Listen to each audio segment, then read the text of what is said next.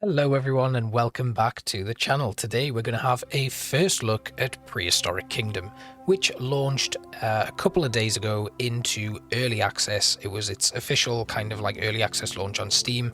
I know a lot of other creators have been lucky enough to get this in very early phases of the game's development, but I am not so lucky, so I will be playing it from the day of its early access launch, like many of the other people who weren't so lucky but have been following this game loosely. So one of the things that I really want to point out that I absolutely love about this game is the ability to scale up or down items, blocks, whatever in size, like these rocks here, which you just saw me do.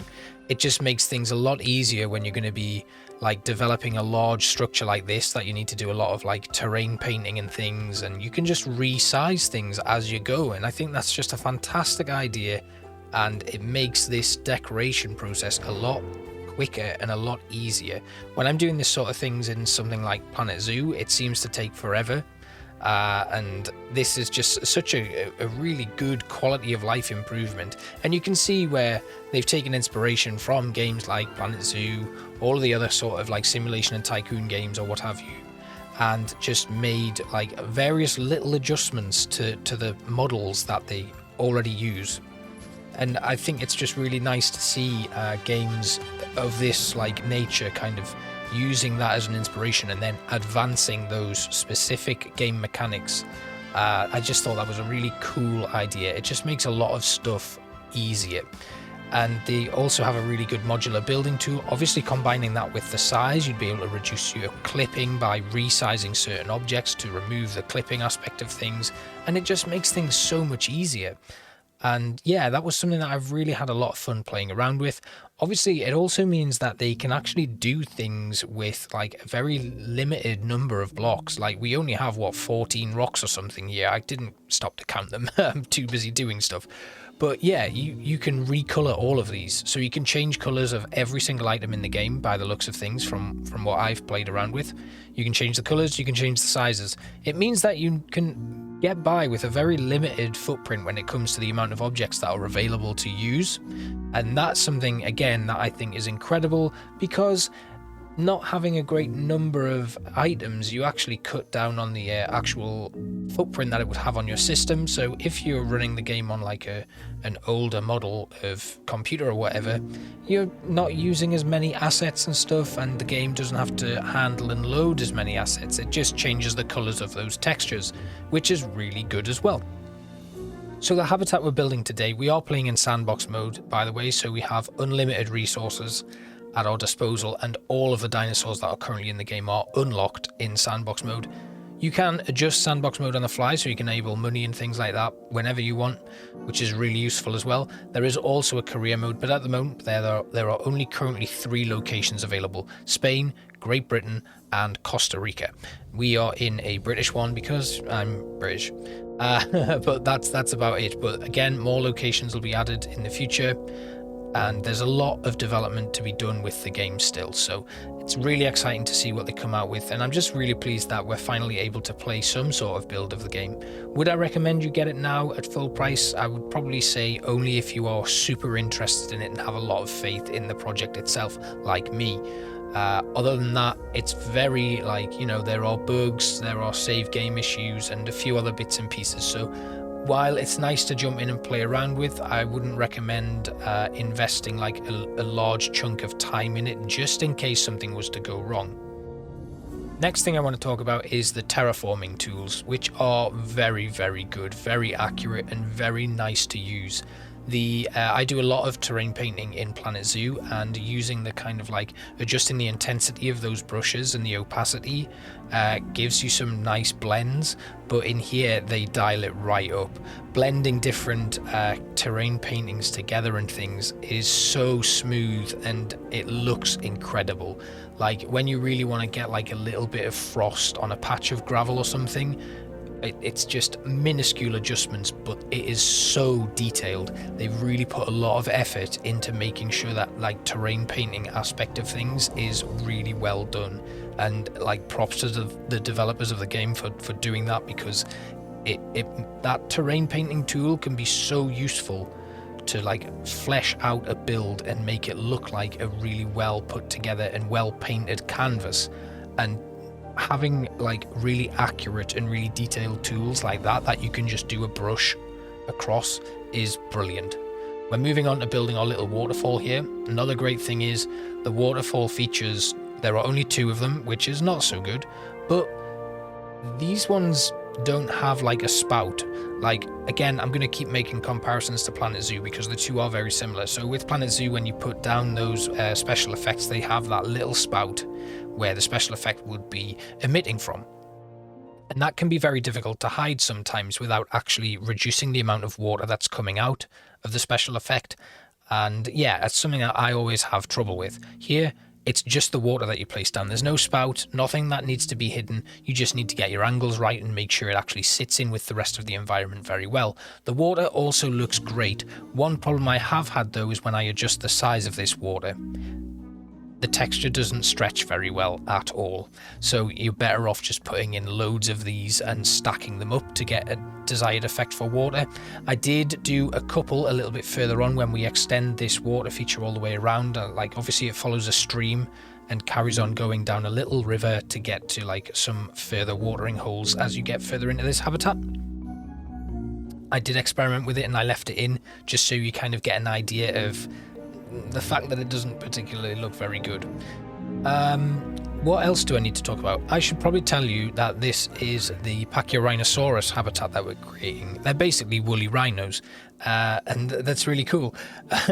Next up, I'm going to talk a bit more about like foliage and actually creating the environments for your dinosaurs, because this is another great feature of the game. So what you can do is you can set your climate, and this works with terrain painting as well. And basically, depending on the climate that you want in your habitat, you can then whittle down the amount of trees and things, and the actual terrain painting changes as well. So if you are in the boreal habitat, you will be able to paint snow onto your landscape, whereas if you're in temperate, you will lose the snow and you'll get long grass and things like that, which is really cool. The next thing is trees and foliage is all grouped by that sort of thing as well. And you can place trees individually, but you can also place them using a paintbrush, and the trees do not differ. It's like you won't get like, say you'd be able to put like a spruce tree up individually, but not as part of a large brush group. You can just put them in a large brush group, and it lets you select multiple bits of foliage to add to your brush, and when you paint with your brush, it will paint on randomized items and random bits of your selected foliage to really bulk out your habitat. And it just makes the decoration process so quick. You will see it later on when we put in our foliage and things at the end of this build.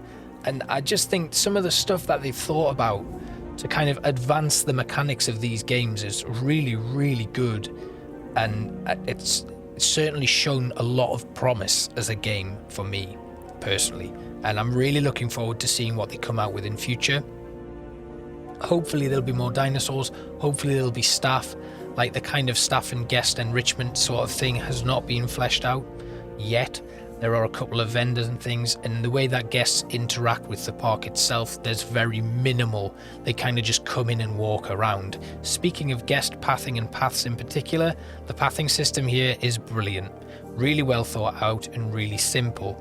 The guests don't path very well at the moment, but the fact that you can run your paths pretty much anywhere is really, really useful. You can have them go right up to your habitat barriers, which is very useful considering when you're playing other games like Jurassic World Evolution or Planet Zoo, you kind of are limited to how close to those barriers you can get, which makes things difficult when you're trying to get those guests right up close and personal and give them a really good experience. So that's that. The other thing that I really like, speaking of guests and pathing, is imagine you're in Planet Zoo and you are putting the floor of a building in. You then have to run a path just underneath the floor of that building, or put your path in first and then put down the roof or flooring that you want so that the guests will kind of ever so slightly clip through that. In Prehistoric Kingdom, you don't have to do that. Your guests will naturally path towards any modular builded path, modular builded flooring that you put down. They will walk on it. without having a path placed underneath it. And if you then have a path linking to that, they will link up onto the path. It's like pretty much anything that has a kind of walkable surface, they will be able to go on. And that just enhances the possibilities for your builds so much. Like when I think back to some of the Planet Zoo designs I've done, being able to just have guests walk on the floor would be such a good feature to have. And I know there's always been an issue with the pathing systems in those like Frontier games. Planet Coaster had it as well, and we kind of make it work. So to have that at your disposal coming straight into this game was incredible. I didn't really know what to do with myself, but it all just goes to show that the game does have a lot of promise. I'm not going to lie, there are bugs, there are game-breaking bugs. They're bugs that will ruin your save games, bugs where you will load up a save and everything seems to be missing, or certain things are missing and others are not. Yeah, there's a lot that needs to be worked on, which is why I need to stress again that this is an early access game. Do not invest your money if you're not willing to kind of stick around and hope that the project turns out for the best in the end when it finally gets released.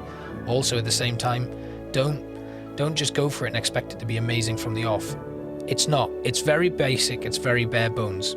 But you can see here we're using the foliage painter right now to just really fill out this habitat straight away, which is incredible. And with them being dinosaurs, they do require some really large habitats. So to be able to just brush all of this stuff in, I just think that's amazing.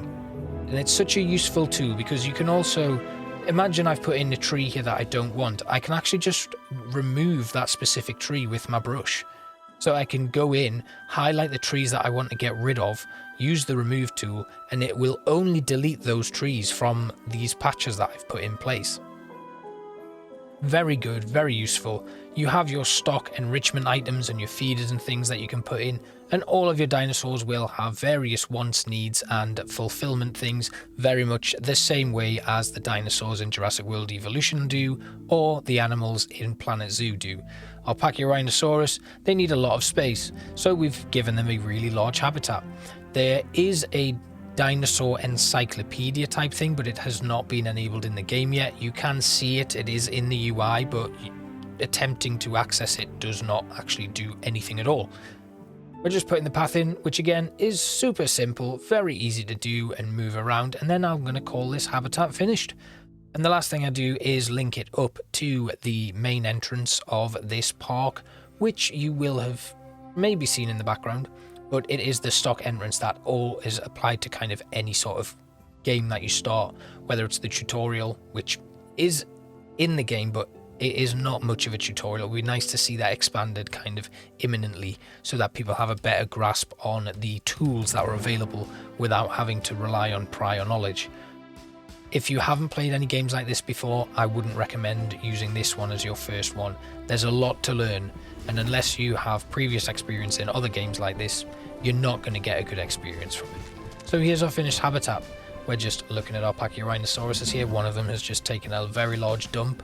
Another interesting thing is you can have staff clean this up, it costs a lot of money, or you can put dung beetle nests all the way around and the dung beetles will get rid of the crap for you, which is really cool.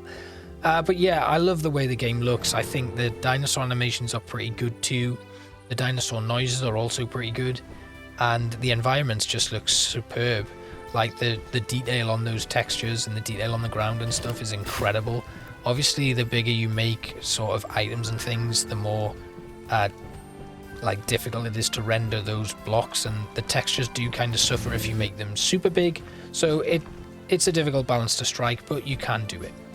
Anyway, that's it for Prehistoric Kingdom. I really enjoyed my first look, and I will be playing more. We may even do a franchise mode when the challenge mode gets a little bit more fleshed out and the interactions are a little bit easier, and it's better to get like a bit of an income from your guests. I hope you enjoyed this video, and if you are thinking about picking up Prehistoric Kingdom, do let me know, and let me know what you're looking forward to about the game. Thanks for watching, and I will see you next time. Bye bye.